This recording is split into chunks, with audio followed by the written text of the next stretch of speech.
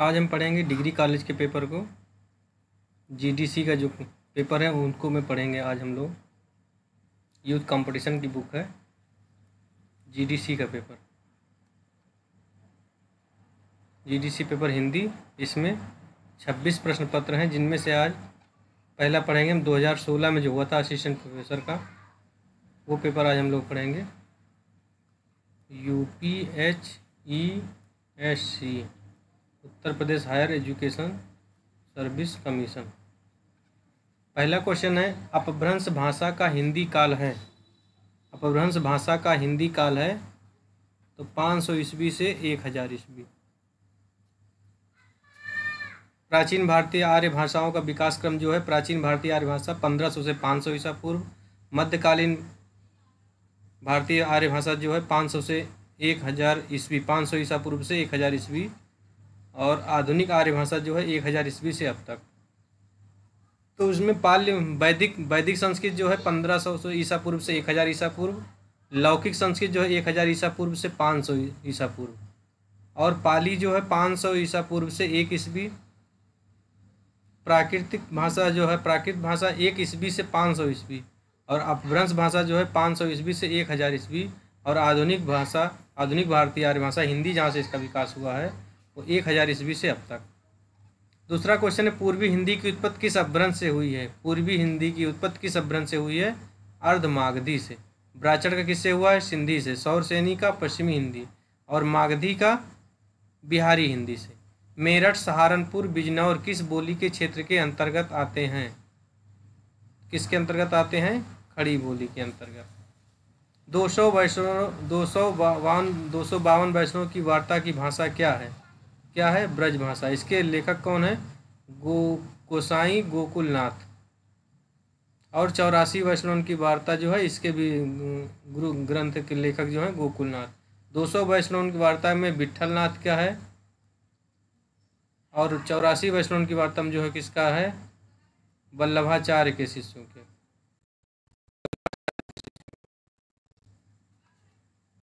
Question number 5 है, ईश्वरी किस बोली के लोग?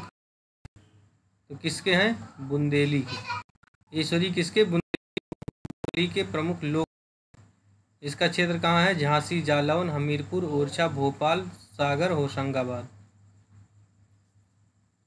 लाल कवि ने छत्रप्रकाश की रचना बुंदेली में की है। देवनागरी लिपि की पूर्ववर्ती लिपियों में एक नाम गलत है। तो इसमें क्या है? पूर्ववर्ती लिपियों में पहले ब्राह्मी है, फिर गुप्त लिपि है, फिर कुटिल लिपि है। कुटिल लिपि के अंतर्गत 2 है, देवनागरी और शारदा लिपि।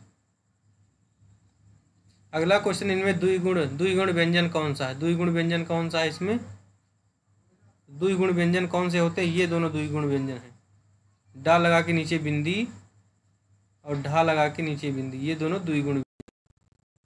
अगला क्वेश्चन, राजभाषा आयोग का गठन संविधान के किस अनुच्छेद के अंतर्गत हुआ है? तो 344। राजभाषा आयोग का गठन 344 अनुच्छेद के अंतर्गत 7 जून 1955 को। राजभाषा आयोग का गठन कब हुआ है? 7 जून 1955 को। जिसके अध्यक्ष कौन थे? बाल गंगाधर खेर। बाल गंगाधर तिलक की जगह पे बाल गंगाधर खेर।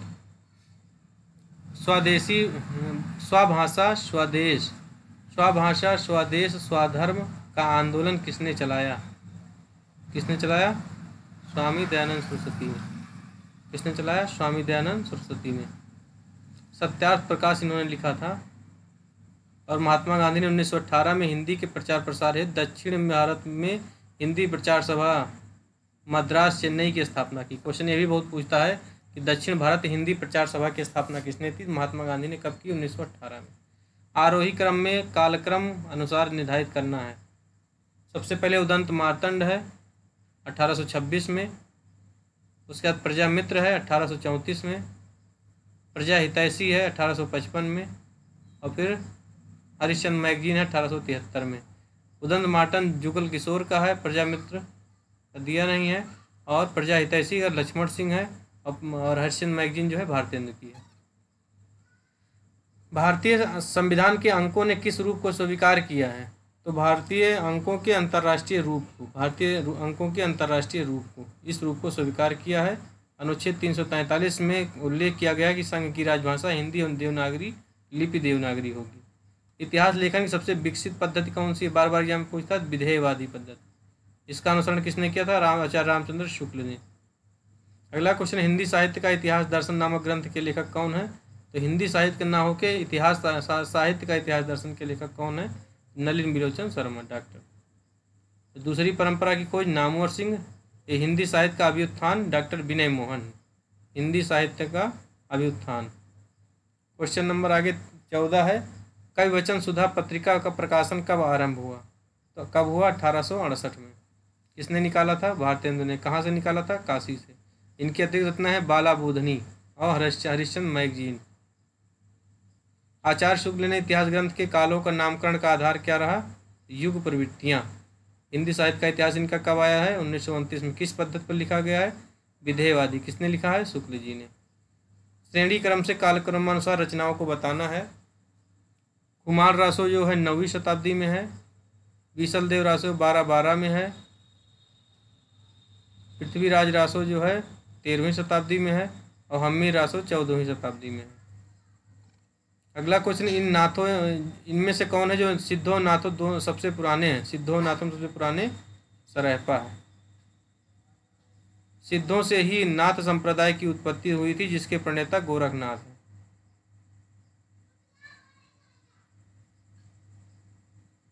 कड़हपा जो है सिद्धों में सबसे श्रेष्ठ माने जाते हैं। कड़हपा क्या है? सबसे श्रेष्ठ माने जाते हैं। और सरहपा का हिंदी का प्रथम कवि माना जाता है। इनकी रचना क्या है? दोहा कोश। द्वैताद्वैतवाद के प्रवर्तक कौन है? निम्बकाचार्य। मध्वाचार्य किसके हैं? द्वैतवाद के। वल्लभाचार्य शुद्धाद्वैत के और विष्णु स्वामी रुद्र संप्रदाय के। अगला क्वेश्चन है, सूफी परंपरा की सर्वश्रेष्ठ रचना कौन सी है? सूफी परंपरा की सर्वश्रेष्ठ रचना कौन सी है? पद्मावत है। कब लिखी गई है? 1540 में। मधुमालती किसकी रचना है? मंझन की है। मृगावती की क्या है? कुतुबन है। माधवनल काम कांदला है आलम का है। कुशललाभ का है और गणपत चंद्र गुप्त का है। कालक्रम के अनुसार व्यवस्थित करना है इसमें कवियों को। तो सबसे पहले स्वामी हरिदास हैं 1478 में। सूरदास हैं 1478 में। मीराबाई हैं 1516 में और असखान है 1533 में और नंददास भी हैं 1533 में। अगला क्वेश्चन है, लोकनायक वही हो सकता है जो समन्वय करने के अपार धैर्य लेकर आया हो। उनका सारा काव्य समन्वय की विराज चेष्टा है। किसने कहा है ये? इसके लेखक कौन है? अजय प्रसाद द्विवेदी। किसके बारे में लिखते हैं? तुलसीदास के बारे में। अगला क्वेश्चन, निम्नलिखित कवियों के जीवन काल का सही आरोही क्रम क्या है? तो बिहारी हैं 1595, भूषण हैं 1613, मतिराम हैं 1617, देव हैं 1673। क्वेश्चन नंबर 23 है, अभिज्ञान शाकुंतलम का खड़ी बोली में अनुवाद किसने किया था? तो राजा लक्ष्मण सिंह ने। कब किया था? 1862 ईस्वी में। जन्म कब हुआ था? 1826 ईस्वी में। 1823 में किसका जन्म हुआ था?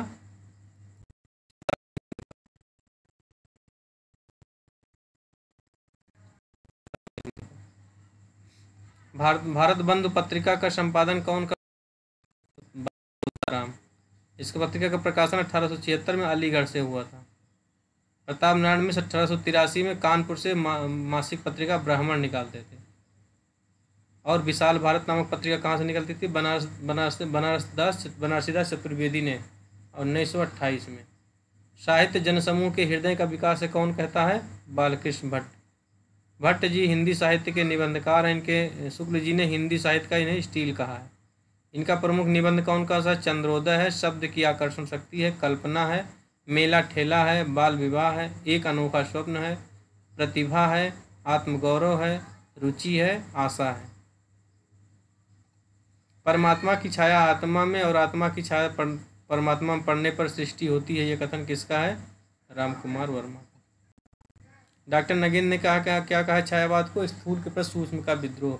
आचार्य शुक्ल ने क्या कहा कि छायावाद का शब्द दो अर्थों में हमेशा समझना चाहिए, एक रहस्यवाद के रूप में और दूसरा काव्य शैली के व्यापक अर्थ में।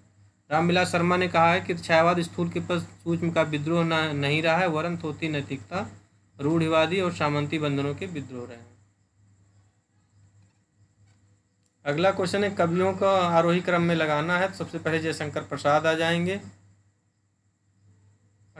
जयशंकर प्रसाद आएंगे 89 में, 89।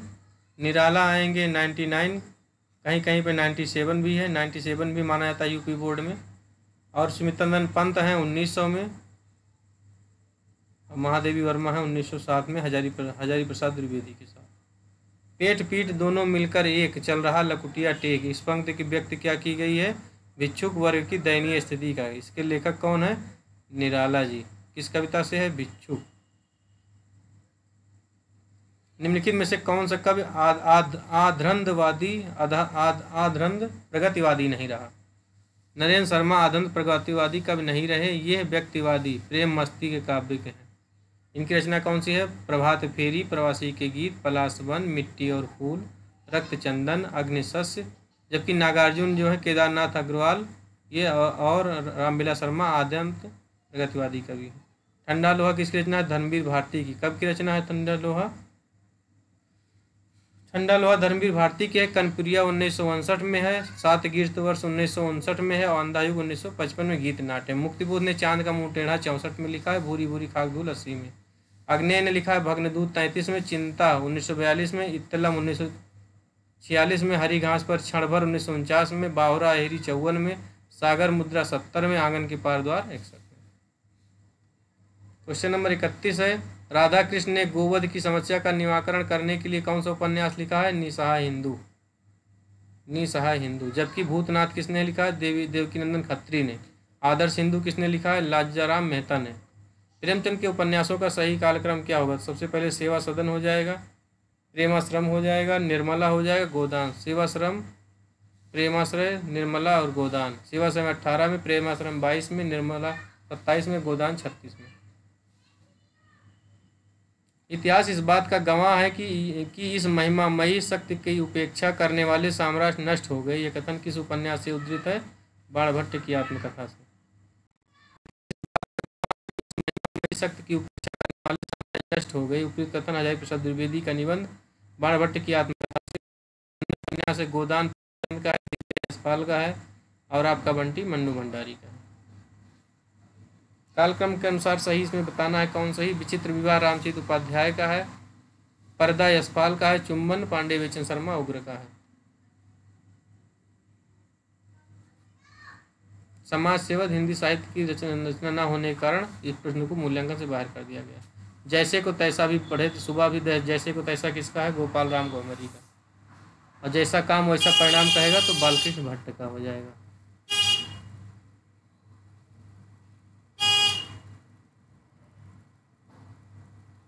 प्रसादोत्तर नाटक कौन कौन सा है? बिनबाती के दीप, तीसरा हाथी और श्वेत बंधु तीनों है। अगला क्वेश्चन है प्रसिद्ध निबंध अर्धनारीश्वर के लेखक कौन है? रामधारी सिंह दिनकर है। इनके अन्य निबंध हैं वट पीपल, रेती के फूल, मिट्टी की ओर, वेणु वन, उजली आग। जयशंकर प्रसाद ने काव्य और कला और अन्य निबंध लिखा है। साहित्यकारों को सही क्रम मिलाना है। सबसे पहले हृदयेश हो जाएंगे 1905 में। हृदयेश 1905 में। हरकृष्ण प्रेम भी 1908 में। गोपाल सिंह नेपाली हो जाएंगे 11 में और रामेश्वर शुक्ला अंचल हो जाएंगे 15 में। अगला क्वेश्चन है 10 तस्वीरें किस विधा की रचना है? 10 तस्वीरें रेखा चित्र है किसकी है? 10 तस्वीरें जगदीश चंद्र माथुर की है। कब की है? 1963 की।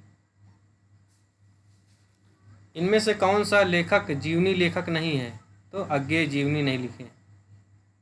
रामविलास शर्मा ने लिखा निराला की साहित्य साधना सूर्यकांत त्रिपाठी पर लिखी है। अमृत राय ने कलम का सिपाही लिखा है प्रेमचंद पर। विष्णु प्रभाकर ने आरा मसीहा लिखा शरदचंद्र पर। विभावना अलंकार का लक्षण है बिना कारण के कार्य का हो जाना। बिन पद चले सुनई बिन काना। कर बिनु करम करें विध नाना। इनमें से कौन सा अलंकारवादी आचार्य नहीं है? तो आनंदवर्धन। ये ध्वनिवादी है, अलंकारवादी नहीं। जबकि भामा का है काव्य अलंकार, जयदेव का है चंद्रालोक, आनंदवर्धन का धन्यालोक, केशव प्रिया। भामा का काव्य अलंकार है, जयदेव का चंद्रालोक है, आनंदवर्धन का धन्यालोक है और कवि प्रिया केशवदास की। इसमें कौन सही अलंकारवादी कौन नहीं है? आनंदवर्धन। ब्रह्मानंद सहोदर किसे कहता है? रस को ब्रह्मानंद सहोदर कहा गया है। तैत्तिरीय उपनिषद की यह मान्यता है आनंद वक्रोक्ति के कुंतक हैं, ध्वनि के आनंदवर्धन है, अलंकार के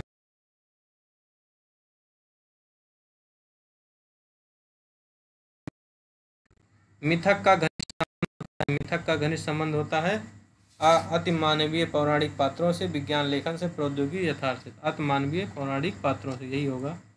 हाँ, मिथक का घनिष्ठ संबंध अति मानवीय पौराणिक पात्रों से होता है, जबकि विज्ञान लेखन, प्रौद्योगिकी ये सब इसका संबंध नहीं होता है।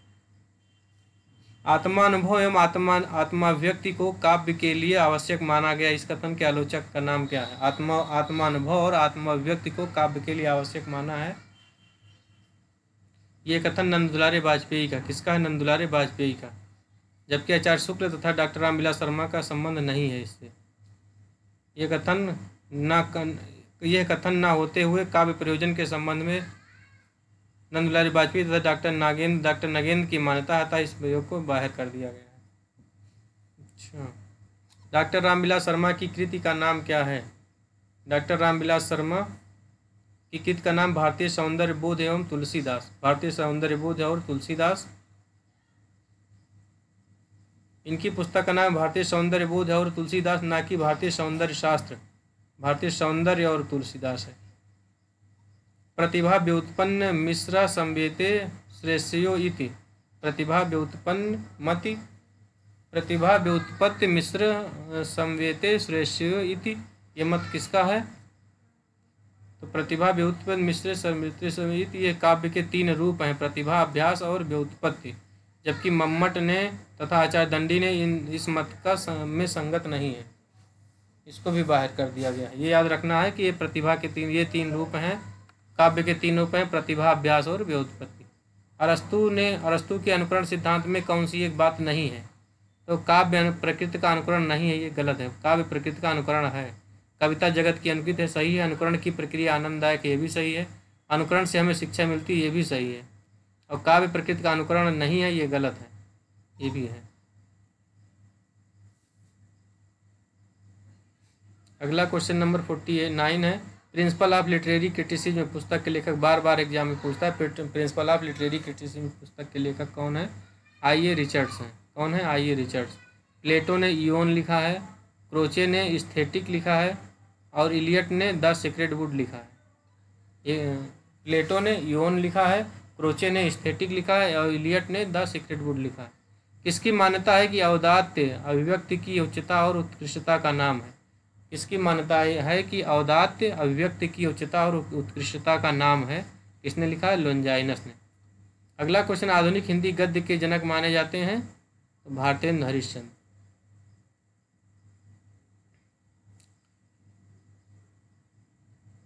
लोंजाइनस के ग्रंथ का नाम है पेरिहुप्सुस।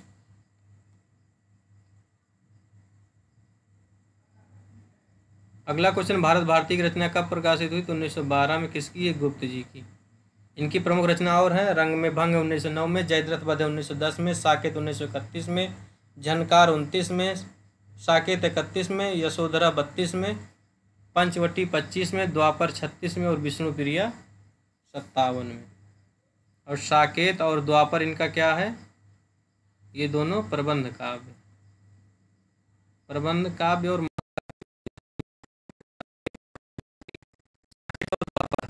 साकेत और द्वापर।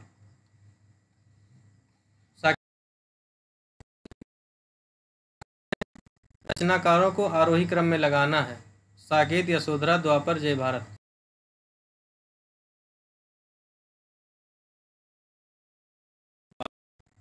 अगला है छायावाद को स्थूल के प्रति सूक्ष्म का विद्रोह की प्रतिक्रिया कहा था?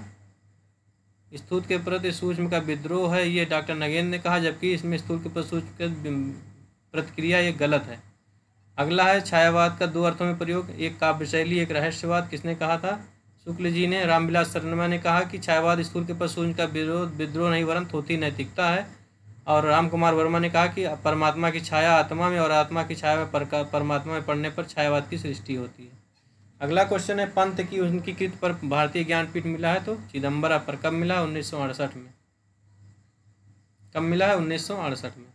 निम्नलिखित में से कौन तार सप्तक का कवि है? तो अज्ञेय। इनमें से कौन सा एक कवि नई कविता से संबंध नहीं रहा है? जिनका संबंध कौन है इसमें? नेमचंद जैन का नई कविता से संबंध नहीं रहा, जबकि कुंवर नारायण और दुष्यंत कुमार का नई कविता से संबंध रहा है। कुंवर नारायण की रचना है चक्रव्यूह परिवेश हम तुम। दुष्यंत कुमार की रचना है आवाज़ों के घेरे घेरे में सूर्य का स्वागत, जलते हुए वन का बसंत।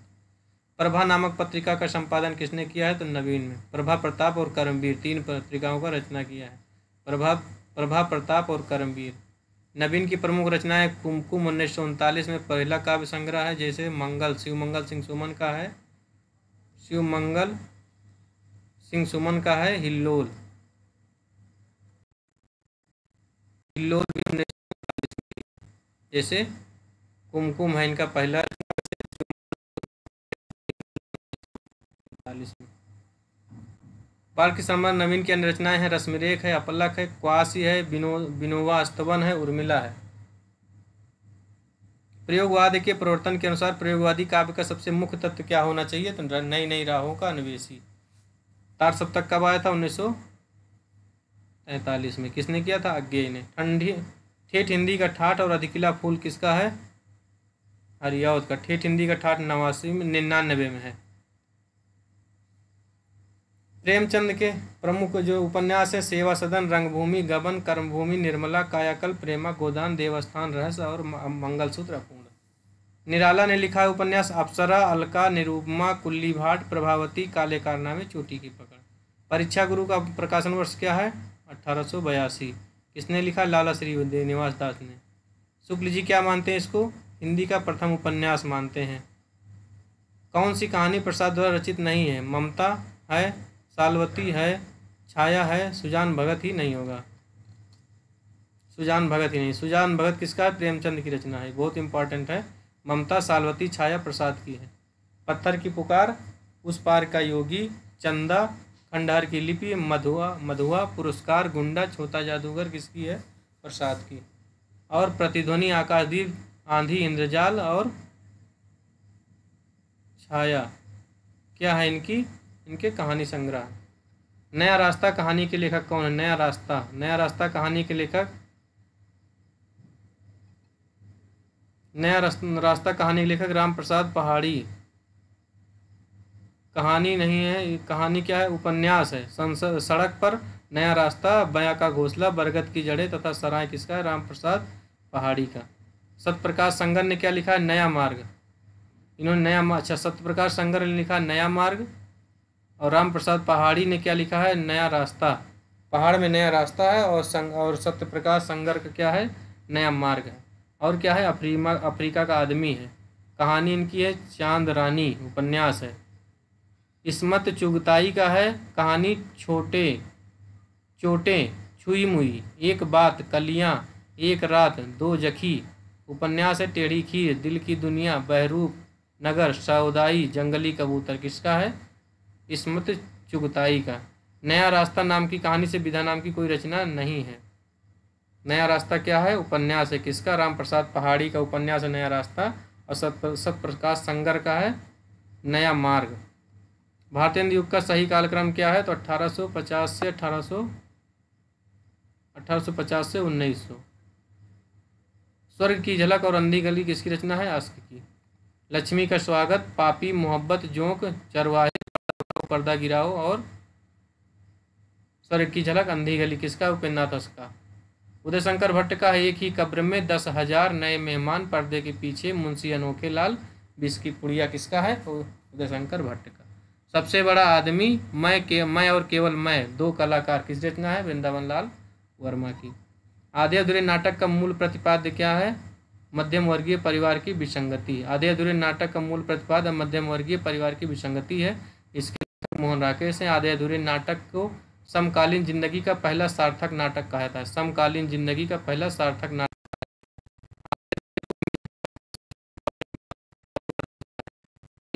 कहा जाता है आधे अधूरे को। क्वेश्चन नंबर 67 है हिंदी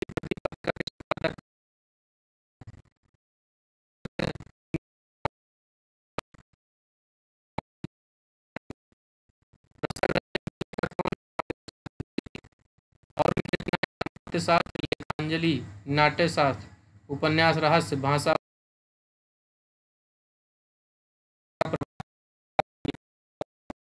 की रचना है। श्याम सुंदर दास ने क्या लिखा? साहित्य की विशेषताएं, समाज और साहित्य,